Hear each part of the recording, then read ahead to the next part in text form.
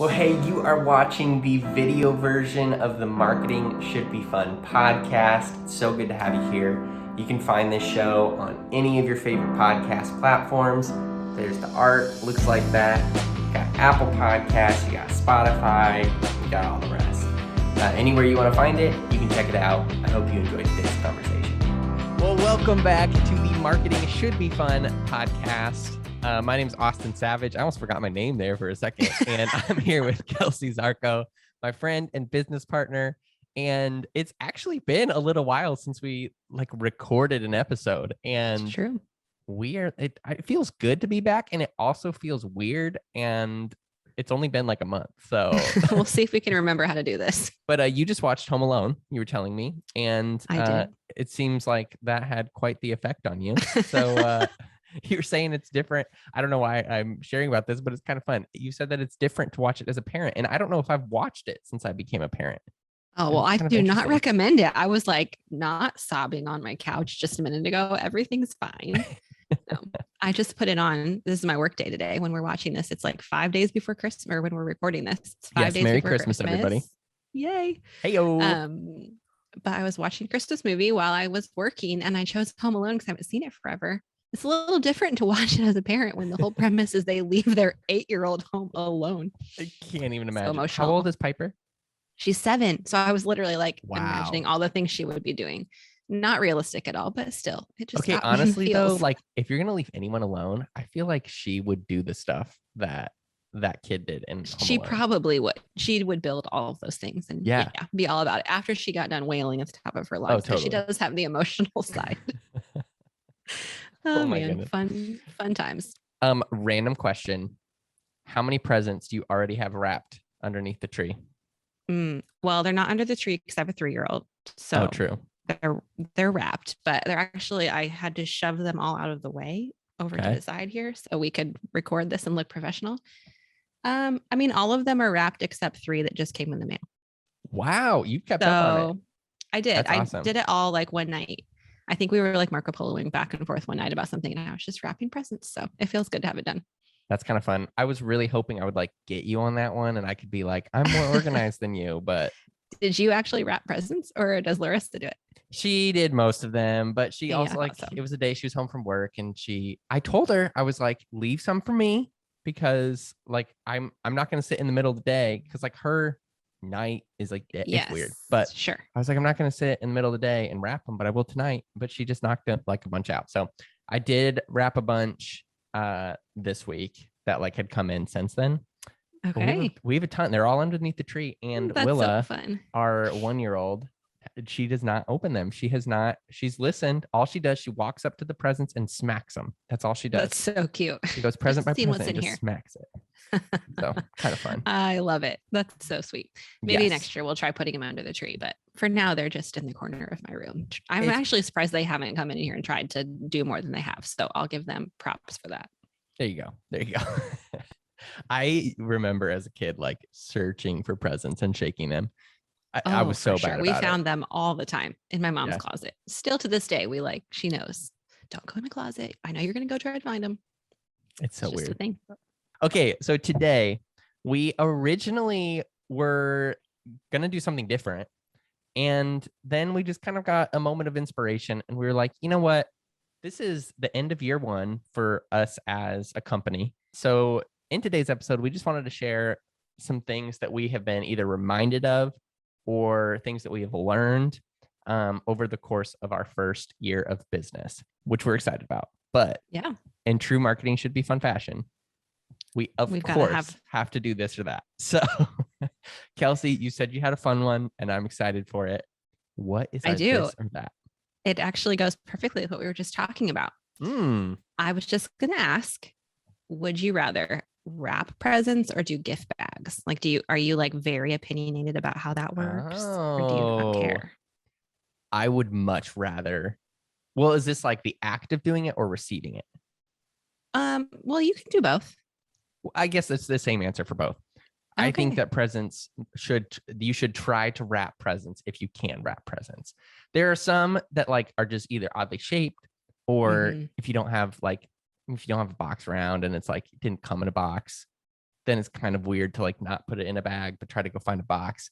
That's pretty complicated, but I think it is so much more special to receive a gift when it's wrapped. I don't know. It feels different. Yeah. That's what I would say. What would you say? I kind of agree. It's obviously way easier to do gift bags. And a lot of times will do gift bags for like teachers or neighbors or things like that, where they don't maybe have a lot of time to sit there. And it's not like you're sitting around a tree together. But Matt, my husband, is very opinionated about this and like feels very strongly that every present must be wrapped. And he really likes to unwrap them. So every year, I know he's not someone who like saves the wrapping paper or something. Oh, no, okay. Not at all. He just likes to like tear it open, but he feels very strongly that presents should be unwrapped from wrapping paper. So here's the I don't know, little asterisk that you would put next to something.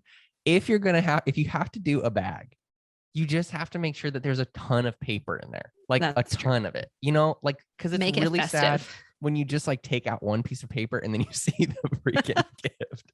It's like, I didn't even have to work for this. Or when I hope no one's listening to this that's giving us a gift. It's like, oh shoot. But when you can see the gift like poking through the paper. Oh, well, that is not okay. That's a big party foul right there. That's what I'm saying right there. Okay, well, there it is. Now that we've established that we can wrap our gifts a certain way, we can move on with Christmas. I kind of feel stressed all of a sudden. He was ready to fight for that one. I could see it. I could see it in your eyes. Do I actually care about any of those things? No, I just like receiving gifts, but that was actually a really fun one. So good job. You're up next time. So you've got some time to think of one for the new year. I know. It's going to have to be a good one. We have to kick off 2022 with a bang. All right. Okay. So today's episode, we want to share 10 things that we have either been reminded of or learned throughout our first year of business here at, actually, hold up. Oh, random. Are you going to do it? Yeah, we at Savage Content Collective, but we changed our name and we haven't talked about it on the podcast. And I'm sure that most of the people who listen to the show, like follow us other places, but maybe not. And so anyways, we just went through a little name change. We're no longer Austin Savage and Company. And we are now Savage Content Collective. And we're actually super excited about it. So we won't dive into all the details about why, but little update for you, little fun Christmas update. Yes, that's our Christmas letter from us to you. Merry Christmas. Yes, we changed our name. But you can go read the whole process of why we did that on our socials. You can find all the reasons. Yeah. New social handle too, at savagecontent.co. That's right. Pretty sweet. Okay. So we have 10 things. Kelsey, you have number 1. Yes. And then we're just going to switch back and forth and each share 5 things and then we're done. So what is number 1? Yeah, I was thinking through what I had learned this year and what stuck out to me. And the first one is that follower growth isn't the same as organizational success, which is a fancy word. That sounds really fancy to say. You know, we have a lot of different clients that we work with and the follower growth and even like their business size is very, very varied, very diverse. And it's just really stuck out to me to see this year and like it actually play out and happen that just because you have a lot of followers or a lot of an audience doesn't mean that it's translating to your goals. So that's why having goals for your business and having actual insights that you're looking at matters, because if you have 500 followers and 400 of those people are buying what you're selling or taking in what you're trying to promote, that's huge. Yeah. And so much more effective than if you have 100,000 followers and like, 100 of them are engaged. So totally, it's been fun this year to look and help our clients see just that conversion rate and what conversion really is. And, converting to selling something, or it could be converting to trust or to, just listening in or being part of your audience. So I've loved seeing that this year. Yeah. It's such a good reminder. I mean, I think even in my own perspective, like it's so easy to be like, oh, I only have this many followers, I can't do as many things. But then I'm like, that's not even true. Like that is a ton of people. Like we were just talking even about like our podcast audience. We're like, if this many people that like are following you were sitting in front of you in a room, like you would see so much opportunity there. But because we're like used to it or, whatever you want to say, it like feels different to us. But I did want to ask you real quick. Do you feel like larger audiences are like it's easier to get conversion from a larger audience, or do you feel like there's actually no difference? I would say it doesn't matter your audience size. I think it's how far down into your niche you are and like how much, value you're offering based on what you're doing. I think we see big audiences who have a very clear picture of what they're offering and they are rocking it. And then we also have large audiences who maybe aren't as clear about it. And so things just take a little bit more time. So that would be more of the factor for me, I think.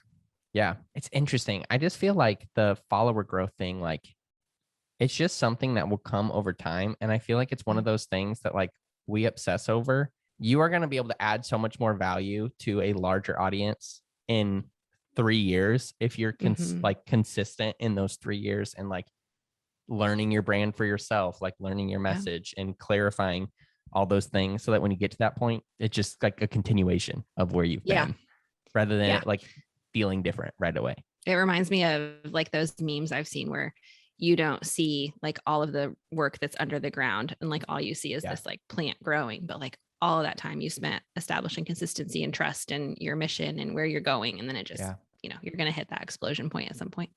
Totally. That's cool. All right. So number 1 was follower growth isn't the same as organizational success. Great reminder. All right. Number 2, this is one from my list, is that great people don't just double your capacity, they triple or quadruple it. Why'd you laugh at me when I said that? Those were just funny words, triple or quadruple.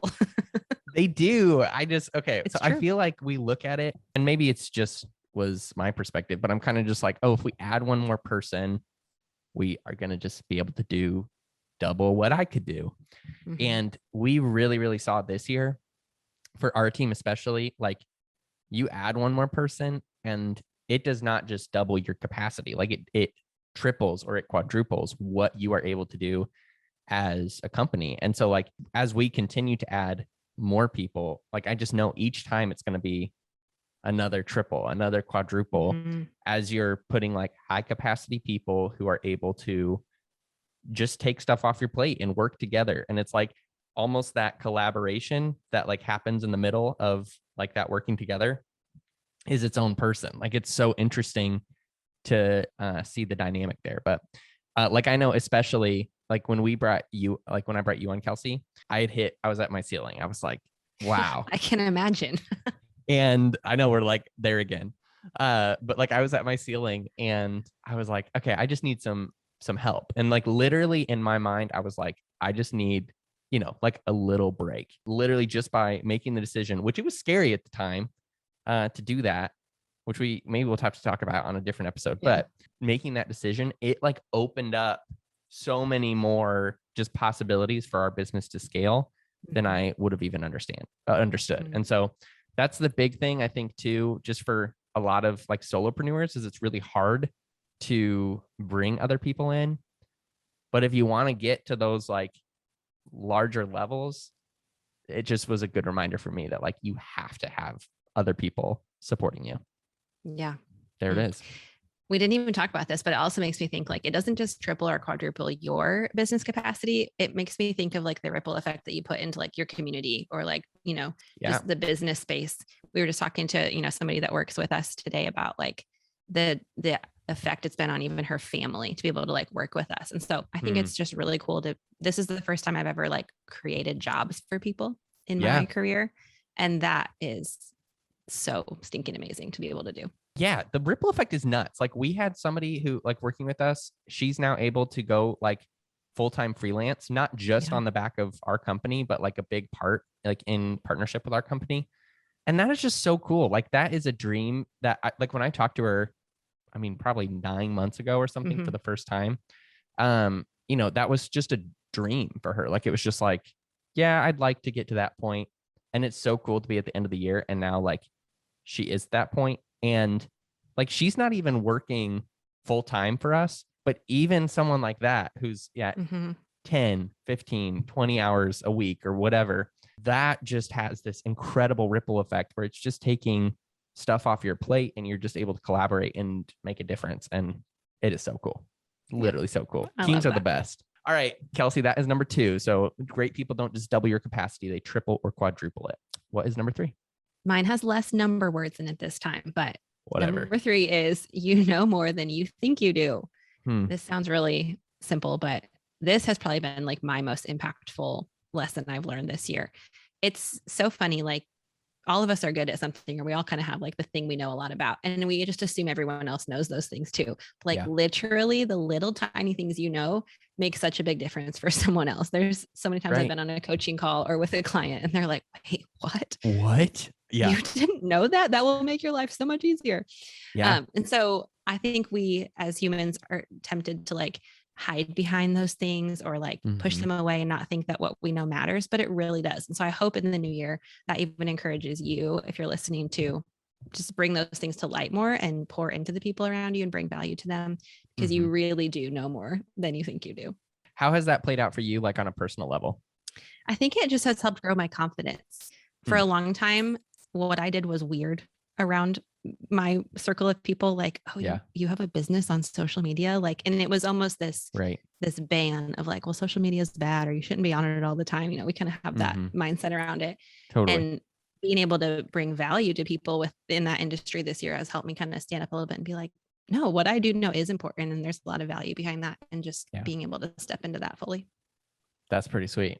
I love it. So number 4, yes, you get what you structure for. This is like a big one to me, but I was just talking to our CPA here for our company and was sharing just some of the goals we have for next year.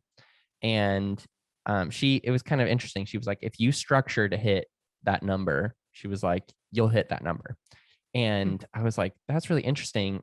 And I've heard that before, of like just that principle of like, you get what you structure for. And if you're not going to structure for it, like that growth isn't going to come because you're not prepared for it.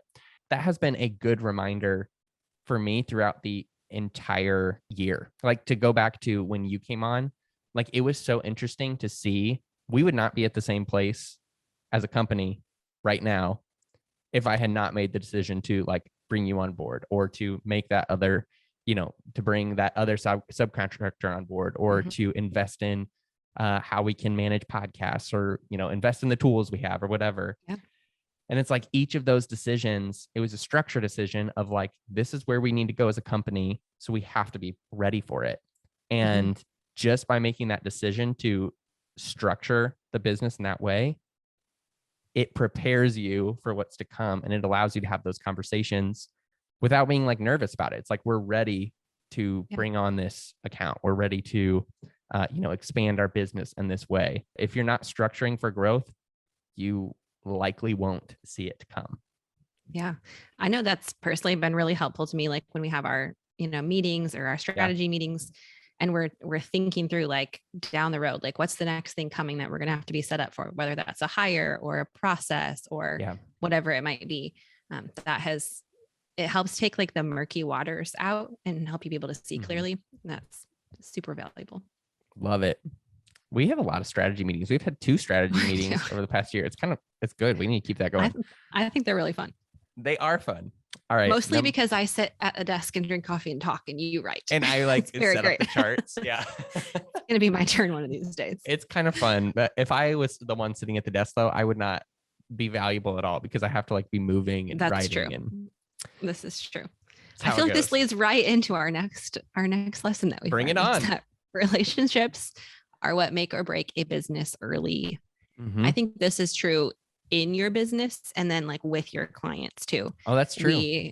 Like within our business of just you and I working together, or us working with our freelancers or whatever, it makes such a difference that, and I think you've set this as the culture, that you take time to say like, how's your week going? Or, what's bringing you life, or just making the effort to check in with our freelancers. It's super easy in today's day and age to just, check in via Slack and get the things done and move them over in Asana and move on. But totally, I think when you have relationship equity with the people that you work with, it's just more fun to come to work. And then when you're having more fun, you do better work, and there's a ripple effect there too. Yeah. But this is obviously true with clients as well.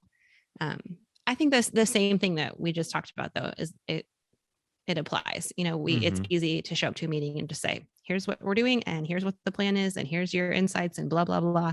Yeah. But that small talk, like it goes so far in people sticking around, people trusting you.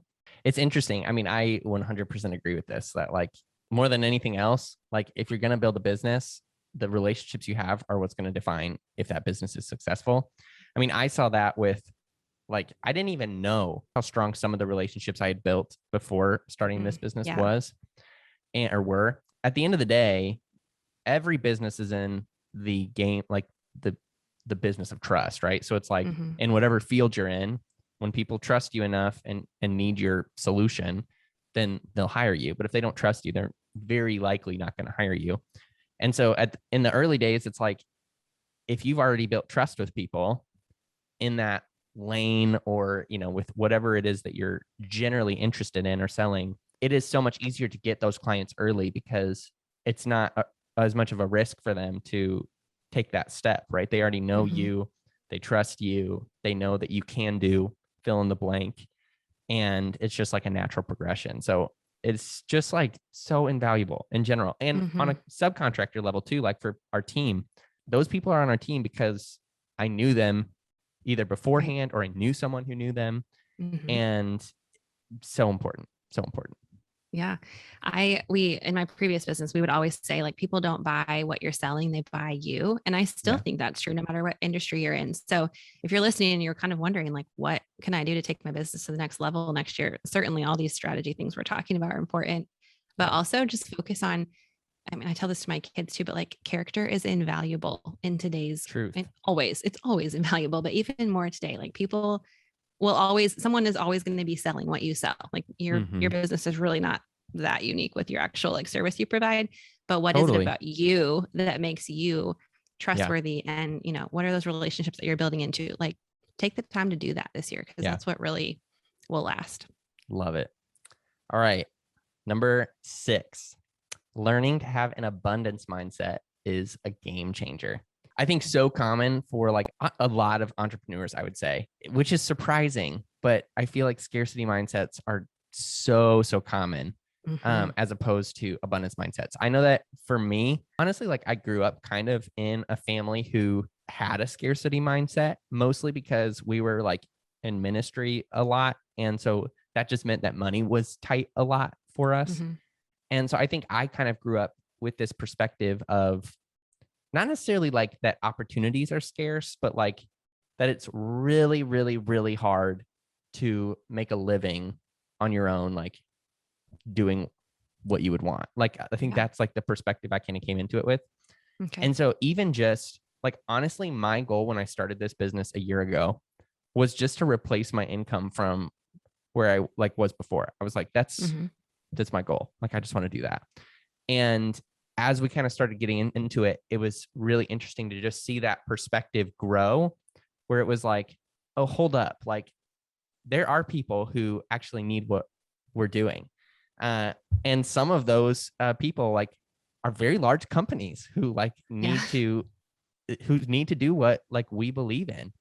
And, you know, there are people who trust us and believe in us, and there is like enough money in the world for my dream to be possible. And it's like, I kind of just hit each of those like little milestones. It just opened up my perspective of viewing the world as a place of like abundance for both resources and dreams, and not a place that like wasn't conducive to dreams being pursued.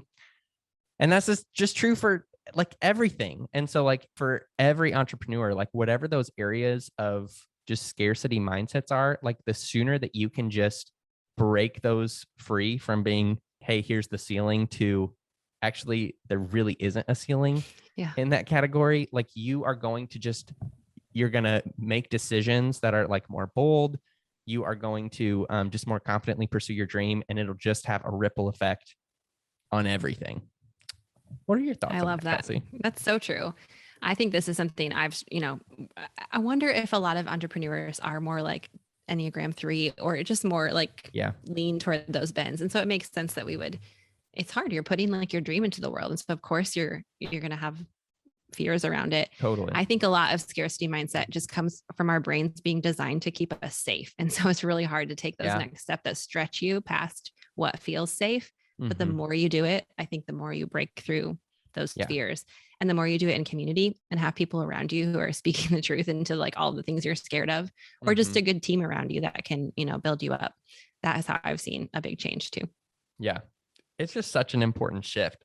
And it's not an easy one. Like I recognize too that there are a lot of entrepreneurs who have had like the rug pulled out from under them, like a ton. And, or like, they've been trying something and it just hasn't gained traction. And so like there totally are those like seasons, especially of business, where it is harder to have that abundance mindset for sure. Like we've even, seen some of those like over the past year where it's just kind of like, like little bumps in the road, little valleys, those kinds of things. Nevertheless, like it's still really working to hold on to that fresh mindset about what's the potential is for your organization, your business, is just so valuable. So it's a big shift that we've had to make this last year. So Kelsey, what is number 7? Okay. I'm actually really excited to talk about this one. Number 7 is if you're going to have a high performing team, you have to release control. And I actually asked you if I could talk about this one, not because I'm really good at it, because you are really good at it. And I wanted to like brag about you a little bit on our podcast. Really, just though, don't make me cry because I feel kind of like, oh my crying gosh, right now. This is not abnormal for you. It's very easy to make you cry. Just don't watch Home Alone. It's so true. I forgot. I have cried we have to tell this story. So we send like Loom videos. You have to tell it then. We send Loom videos to our clients, and just like early in the business, it was just me. And so like I would like do all that stuff, and you send like a ton of those now. And it is so funny. I think on three separate occasions, you have sent a Loom video to a client, and it's literally just like you either explaining something or like updating them on something. And I will sit there and just like bawl because I just feel like so proud of like what we're doing, and that I don't have to like do it all. And I'm just like, this is so amazing. So anyways, hopefully I don't cry right now, but I'll try to keep it, a little bit calm. But that really goes, that story is funny and it always makes me laugh, but it's also true of this principle. Like you haven't been like, here are the 5 things you need to talk about in this Loom video. You're just like, totally, you got it. Tell them what you know what you're doing. And when you let people be who they are and like, just let them know you believe in them, but also not micromanage them. It's kind of amazing, like what you can empower people to do. And so that has been a good lesson I've learned from you. And now even as we're expanding our team even more, and I'm kind of having to do the same thing, it's just set a really good precedent for the culture of our company. And I have seen the effects of it just on myself and how my confidence has grown too. So props to you. No tears. Just crying. Yeah, it's fine. I was first going to ask you, like, is that an easy thing for you to do? Or were there things you did that kind of helped you adopt that mindset to be able to release control? Yeah, I don't know, to be honest. Yes and no, I guess, is like, I've led teams since I was like a kid, really, like since I was like a teenager. I have like even like started at like just leading like the worship team at church, and then like, just different opportunities. And so at some level, I feel like I've understood you can't have everything in your head, because like if you do, one, you're just going to get frustrated, but then you just get overwhelmed. So I feel like I like have understood that, but there are definitely seasons where like, or not seasons, but like times where it is hard, where, you like look at something and it's like, I would have done this just slightly different, but it's like, you have to make that internal, like just decision to just be like, it's fine. Yeah. Either this is just a preference and it literally does not matter. And so me like talking about it is just going to slow our team down, just so that I can be pleased when our clients could care less about this thing or whatever it is. Yeah. So that kind of stuff is hard, but yeah, I just feel like it's like what has to be done. I know that I've talked to some of our freelancers, especially on like the editing side of like audio editing and stuff like that. And we had one who just told us like earlier in the year that he was like, this is so fun to work for you guys, because like I get to do I get to be creative. Like I get to do what I want with this project. And it is so nice, like for me as a leader, to not have to be creative for every single project. Like I have a team who is fully capable of being creative, I have ideas, and like things that I can share like all day long. Like I could come up with ideas all day long, but I don't need to unless they need me to, Yeah. So kind of important. I could talk about that for too long. We should probably do a podcast. That might be an sometime. episode right there. But I did want to ask you though, you are navigating that exact thing right now because we are currently working to build a team under you, one person at a time on the social media side. And I know this is still pretty fresh, but has that been hard for you to like figure that out so far? I don't think it's been as hard as I thought. I was kind of nervous about it because I am a pretty like high, I don't even know the word for it. I just know how high control person, I guess is how you would say it. But I think because you've set a culture in our company of the culture of it just being one that we don't have high control, it's helped me. And I think practically it's things like building a culture where feedback is just safe. Like totally. You're not in trouble if you didn't put this on the graphic right, or if that didn't get worded right. Here's just how you can do it next time. And you're still great. Like it's just the little things that I think add up to be the really big things when you're building a culture of a team underneath you. So I guess my short answer is it hasn't been as hard. But I get what you're saying too about like, it would be really easy to nitpick every little thing because that's how creatives work. Yeah. But you kind of have to make that decision. Like, is the long-term health of our organization and our relationship worth this change, and weighing that out?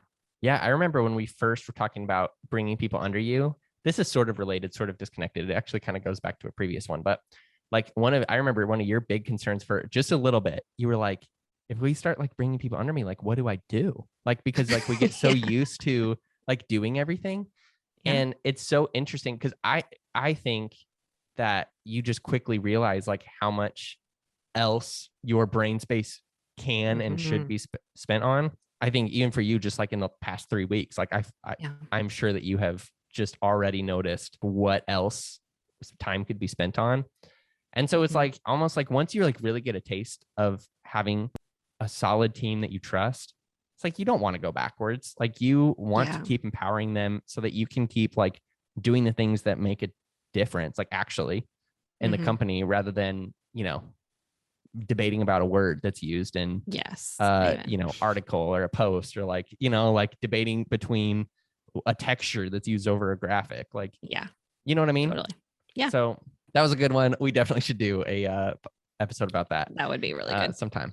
But number 8, it really does cost money to make money. This is another barrier, and maybe this is an abundance mindset thing, or like as opposed to definitely related mindset, yeah, for sure. Yeah. But this was an eye opener for me. I feel like we had to spend a lot of money to like end the year where we did. And I am so glad that we did. Like, I feel like so many owners or leaders, like the perspective is like, we want to spend, the more you spend, the less you're going to make. Yeah. And I disagree with that. Like, I feel like that's not true. Like, eventually I understand you get to a place where like, you might need to trim costs and that'll like help bring you profit. But at the end of the day, like paying people is so worth it. Paying for tools is so worth it. And like, just like paying for things that are going to help you like do your job better, or just like free up brain space for you that, or save you, 30 minutes a week, whatever it is so worth it, because you're not wasting that 30 minutes, that hour, that whatever, doing whatever it is that you were doing. Yeah. And so time is money. Literally. But we ended the year, I think like it was upwards of 80% of our expenses from the past year were people expenses. And our expenses were about like double what our bottom line was like at the end of the year. And all of that was like, I am so happy about all of it, because it's like, I know that is what set us up to get to that point, and will continue to be what set us up to get to that point. So the principle here is just don't be afraid to spend money like in your business. And I understand that sometimes it's scary. Sometimes it feels like, it feels like an investment, but those decisions are what allow you to scale. They're what allow you to do what you want to do. And they're what push you as the leader in the direction to actually focus on what's going to really get the ball rolling for your company. That I think the word investment is key there. Like investment isn't just spending money, it's spending money so that something else is happening. And we see this with our clients. We have several clients who have chosen to do more with us and invest more because they see like, okay, it's time to level up here, or I need this here. I'm going to spend this money because it's going to end up coming back in so many different ways because this system works better or whatever it is. So spend money, make money. It is so true. Yeah. I won't dive any deeper, but that is just very, very important. And it's a big shift. All right. Number 9. All right. This is my last one. So go out with a good one here. Sometimes you just have to make the jump. Man, what's that mean? This could have been like 2021 for me. Literally. My life for looks you, so you different made now. So many jumps. Let's walk through all I'm the so jumps tired. you made in 2021. Well, I took on this job, which was crazy. We built a house, which was crazy. Yeah. I don't know. I feel like those were the 2 main ones. No, you accepted partner. That's true. I guess there's so many things within this job. Yeah, I did. First, I was like, I'm just going to take on a couple hours of work with you. And then I was like, actually, I'd like to help you build the company. Thank you. Best decision ever. It's on all true. fronts.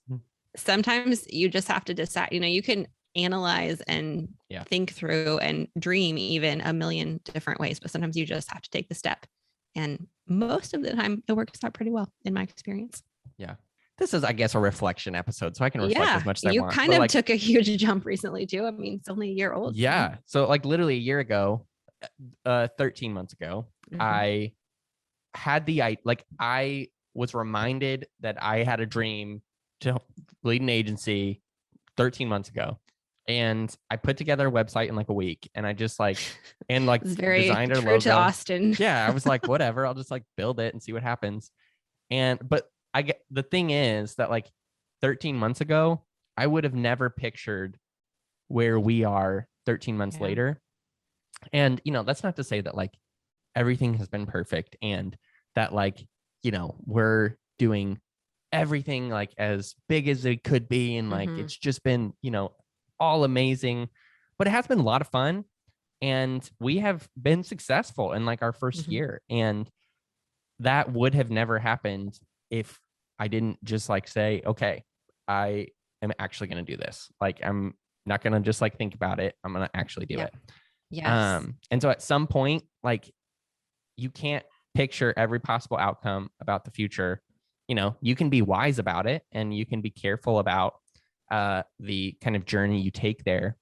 But there are going to be opportunities that come your way that you never would have imagined. That happened to us probably 16,000 times over the past year, where it was people would reach out and you're like, what's happening? Okay, sure. Yes, we can talk. Or, it's somebody says yes, and you really thought they'd say no. Or, the list goes on. And just having the willingness to say yes to just starting the journey is what makes those things possible. So we talked to so many people who are like, well, I kind of have this dream, or I've thought about doing this, and they're so hesitant. And it's just really fun to get to be part of pushing them gently off the fence and be like, go do it. You have what it takes. And you just have to do it. It is so cool. I love that one. Sometimes you just have to make the jump. So somebody needed that one today. And it goes perfectly with your last lesson. It does. All right. Number 10, you are equipped to pursue the dream in your heart. And we talk like that, all the time around here, but I mean that seriously. I've seen that in my life over the past year. Again, 13 months ago, this was just a dream. And I have never led a business in my life. I've led teams, but I've never led a business. I also am not business minded at all. And I mean, I guess I am in some ways more than maybe I give myself credit for, but I'm more creative than analytical, I guess is really what I mean there. And really for me, I remember my biggest fears were those two things. I have never led a business. I don't really know how to. I am not business minded. And then the third one was just what if it fails? Those were the three things that I was so nervous about when I was first starting it. And honestly, those kind of passed pretty fast. By month 3, I was like, okay, I think I can see that this is a more realistic option than I thought it was like 3 months ago. It's true for all of us. Like we each have unique dreams. Like Kelsey, your dream is slightly different than my dream. My dream is different than, all of our listeners' dreams. And you are like uniquely created, designed, like to do that. Like there's your dream is not in your heart for like on accident. Like it's not just like there to frustrate you. It's not there to taunt you. It's there because that's what you're passionate about. And so that's one of the things that like, as we're willing to take the step towards the dream, it's not like, we typically are just going to fall flat on our face to do that because that's what we want to do. Like deep down, that is actually what we were designed to do for whatever reason. And so whatever that dream is, it's not crazy. It could take a while to build. It might not actually take that long to build. Who knows? But you are equipped to do it. And it's just that first step that puts you on that trajectory. And you will not make progress towards it unless you try to make progress towards it. So there's my little soapbox. Kelsey, I was just going to say, I feel like I'm sitting in church right now. We're just going to come on now a little bit. Need a hallelujah. I think it's very true. And sometimes, as you were kind of talking about all the dreams we have, sometimes the dream you think you have turns into a completely different dream. Yeah. And so I think it really does come down to just taking that each step of faith and each little piece of action. And it all adds up into a really cool journey that you don't see coming. Totally. That's really cool. All right. I have an honorable mention. This is one from our post that we did, but I was like, this is just a good one. So I'm just going to cap it off with this. But in the end, our little honorable mention is that kindness and consistency are what wins. We've seen that just with like our interactions with clients. We've also seen it just like across the board. And just as we close out the year, like it's the holiday season and, like obviously like kindness and generosity are all themes of this time of year. But especially for you as a leader, whatever it is you're leading, we want to encourage you to bring those things into the rest of the year. Honestly, that's the quickest way, like back to we're all in the business of trust. That's the quickest way to build trust is to be kind and to be consistent, like to just treat people well and then to show up for what you say you're going to show up for. Yeah, I love that one. I just hope that if you're listening to this episode, you go into the new year less stressed about what target you're going to meet or if you have what it takes or if everybody's going to watch you fail. And that instead you just go into it believing that what you have been, given as a skill or a dream is worth it and that you have what it takes and that you go into it just feeling more empowered to like care about other people and show up for what you believe in and not as worried about what people are going to think of you or how something's going to go. Yeah, I love it. So from all of us here at Savage Content Collective, we hope you have a great rest of the year. Merry Christmas. Yes, and Merry Christmas. We are literally cheering you on for 2022. It's going to be a great year. It really is. So who knows what, the pandemic stuff is going to look like throughout 2022. Who knows any of that stuff. But it can be a great year if we can carry some of these principles too with us throughout that. So we look forward to being here again at the end of 2022 and sharing even more things that we've learned in year 2 of business. But thank you guys for listening and we hope you have a great holiday season. Merry Christmas.